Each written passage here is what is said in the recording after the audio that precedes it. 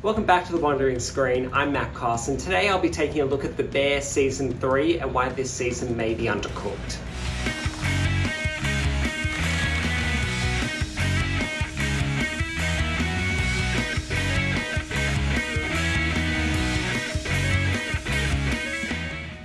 The third season of any show has the difficult challenge of maintaining the spark, particularly for The Bear, which has swept the Emmy and Golden Globe categories. That initial spark was so vibrant and captivating that audiences unanimously loved the first season. But by the third season, you're either evolving into a series that can continue to reinvent itself, or you're stuck in the past. And this latest season of The Bear wants to focus on how unresolved trauma in an anxiety-inducing environment like a professional kitchen is a recipe for disaster. The problem? We've already covered this territory. Ted Lasso had a beloved first season and succumbed to rushed releases of subsequent seasons, which made both the writing and filmmaking falter in ways that made the show, to me, unbearable. On the other hand, Hacks on Max, has found its perfect groove in the third season, balancing human emotions with sharp, biting dialogue that moves the story forward and keeps the show present and modern. They even managed to balance Jimmy and Kayla's presence by bringing them into the fold, which I thought was pretty amazing. I really wish I could spend this whole episode talking about my love for The Bear. The first season was extraordinary. The style set by series creator Christopher Storer brought you into the thick of the action behind the counter, offering a glimpse into the range of characters brought together in a pressure cooker environment to feed, fight, and forgive. The second season faltered with mistaking cameo appearances for freshness, but this third season, as brilliant as some moments are, cannot match the magic of season 1. In the third season, the beef has been reinvented as The Bear, a Michelin-aspiring restaurant that struggles to soar under Carmen's, Jeremy Allen White, anxiety and barrage of eclectic personalities. Sydney, Ayo Edibiri, is trying to maintain a creative and professional manner with Carmi, who pushes his ideas to the forefront without consideration. Dessert King Marcus, Lionel Boyce, is dealing with the death in his family, and Tina, Liza Colon-Zayas, is now sous chef and building her confidence in a kitchen that requires her to cook in ways she's never been exposed to. And Natalie, Abby Elliott, is heavily pregnant with an ever-disappearing husband as she nears her due date. Finally, General Manager Richie, Ebon Moss-Bachrach, is as always reactionary, and the worlds between front of house and back of house are colliding as quickly as the mounting bills that Uncle Richie, Oliver Platt, is trying to diminish. But Carmi, still reeling from his alienation of girlfriend Claire Molly Gordon, insists it's his way or the highway, leaving little room for input or outside support. The first episode is brilliant. In fact, it might be persuasive that the rest of the season has the potential to adjust the overall tone of the show. The episode is a beautiful, sweeping montage that shows us how far Carmi has come. His tidiness is almost manic, wiping tables, aligning plates and forks to the finest of margins, an order of an otherwise chaotic background that he learned in New York. Subtract is how Carmi's cruel boss in New York puts it. There's a beauty in the preparation, and the episode sweeps across time like a meditation, jumping back and forth between past formative experiences and present determinations.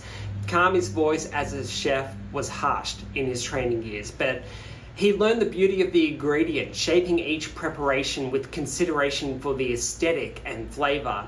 His scars are his instincts in the kitchen, and it's led him to immaculate execution. It's surprising then that from episode 2, the series doesn't manage to maintain its assets, which is the cooking and this fine dining venture that's transformed the beef. Instead, the season relies on two-handed conversations that feel more like an interview than a narratively inspired dialogue. Each episode, there's a new pairing to discuss something in one of their lives. It could be Sydney and Marcus, Sugar and Richie, Carmi and Marcus, Tina and Michael, Sydney and Uncle Jimmy, or Gary and the Facts.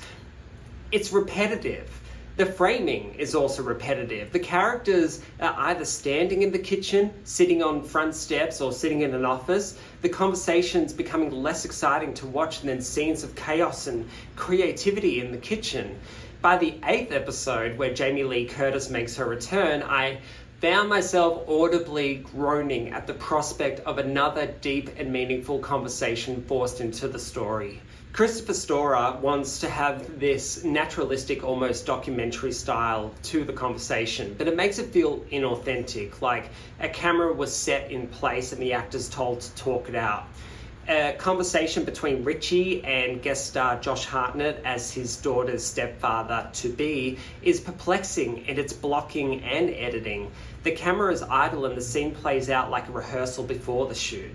Was the timing of production a factor, or could there have been more editing to build the pacing of dialogue-heavy scenes?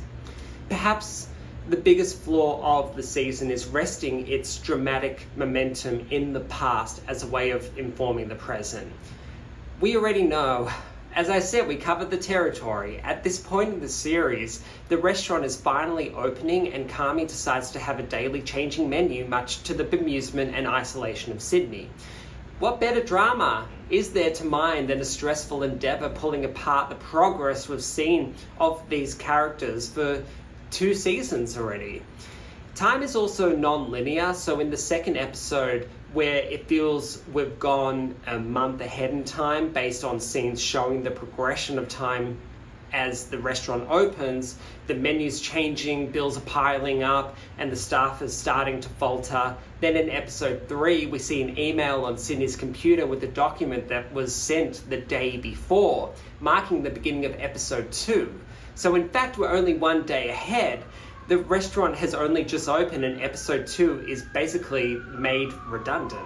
Another problem this season is the excess of guest stars. Somehow the litany of guest stars in the second season, including Olivia Colman, Will Poulter and Joel McHale, is once again expanded to John Cena, Josh Hartnett, and the return of Jamie Lee Curtis. John Cena is so out of place as a fact in possibly one of the most unnecessary guest star appearances in TV history. It took a great impulse not to fast forward through his scenes.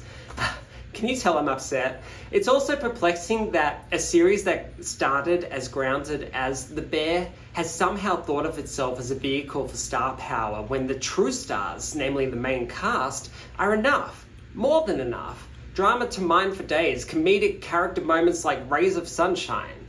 Finally, the episode length this season is a problem. Where the first season straddled between 20 to 30 minutes, episodes are now reaching up to 40 minutes, and it's because of the bloody Fack brothers, who might be the most annoying and superfluous pieces of this series. Their banter has expanded from being a condiment to now being an entire meal, and their shtick takes over episodes for extended scenes that Storer or any other producer should have known to cut. It grows tiresome by the end of the season, particularly when John Cena appears as the third Fack, reducing more prescient storylines to make way for indulgent riffing. This is a season predominantly concerned with time. The time we've been given is spent building on ourselves and stripping away fears and messiness. But how do you cope in an environment prone to stress, outbursts, and disorder? How do you preach non-negotiables without incorporating your business partners? Carmy is demanding excellence without having the means to cope, and he is again finding it hard to cope with that stress. Jeremy Allen White is so effective in this role, and he's always a highlight of the series. It's also lovely that we get to learn more about Tina, but between her sparse market shopping and determination to be the best sous chef, we're given a lengthy flashback episode directed by Ayo Edibiri that's both a wonderful showcase for Liza Colon-Zayas and also an unnecessary meandering backward to a reappearance of John Bernthal's Michael. The Bear is at its best when it's moving forward by carrying the weight of the past, not by living there and showing every little detail to inform who these characters are. The drama of the season 1 was in Carmy's return and the trials and tribulations with the restaurant. Season 3 just wants to be back there when really the progression of the restaurant into fine dining, the staff adjusting their previous routines, and the valley between Sydney's ideas of a successful restaurant and Carmy's ambition was the only recipe this season needed. The Bear falters this season and its flavour, unfortunately, has diluted. Doors! Let's go. What's with the menu change? We're gonna change everything every day. It's kind of banana town. That's how restaurants at the highest level operate. Why are you doing this? We're gonna get a star.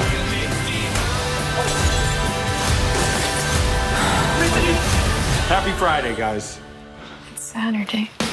Thank you for watching. Subscribe to my YouTube channel for all the latest film and TV reviews, and let me know in the comments section below your thoughts on this season of The Bear. See you next time.